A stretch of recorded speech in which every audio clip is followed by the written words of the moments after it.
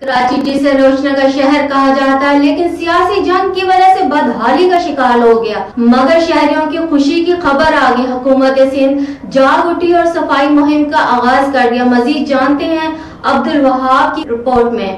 سندھ حکومت کی جانب سے کراچی کے تمام اضلاع میں مختلف علاقوں میں صفائی مہم کا آغاز کر دیا گیا۔ وفاقی وزیر علی زیدی کی جانب سے کراچی کلیم میں صفائی مہم کے بعد چیف منسٹر سندھ مراد علی شاہ نے بھی کراچی میں صفائی مہم کا آغاز کر دیا۔ کراچی میں صفائی مہم کی ذمہ داری ڈپٹی کمشنر اور اسسٹنٹ کمشنر کی ہوگی۔ ضلع شرقی میں صفائی مہم میں deputy commissioner municipal, assistant commissioner, UC chairman, vice chairman, union council کے ممبران اور دیگر نے شرکت کی۔ کراچی ڈپٹی کمشنر نے میڈیا سے بات کرتے ہوئے کہنا تھا کہ پہلے فیز میں صفائی مہم کا آغاز کیا گیا ہے، دوسرے میں اسپرے اور سیوریج کے مسائل کو حل کیا جائے گا، جبکہ دوسری جانب ضلع شرقی میں گرین بیلٹ پر انکروچمنٹ کو کچھ خالی کروا دیا گیا ہے، مگر ہری گھاس اور باغات کا کام بھی جلد شروع کروا دیا جائے گا۔